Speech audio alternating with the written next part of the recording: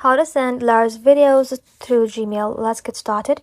For that, first of all, open up Gmail application, sign into your account, and then simply tap on Compose button.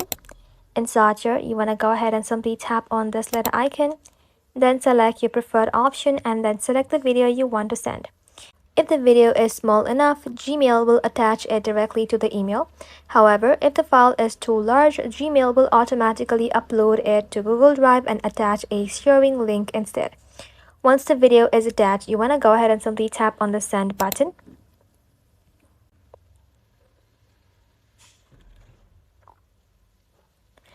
And then simply tap on more option. After that, choose how you like to share the file. In most cases, recipient only is the best choice.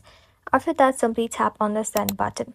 And that's it. Your video has been successfully sent through Gmail even if the file was too large to attach directly. Thank you all for watching. If this video was helpful, consider subscribing to our channel and liking this video.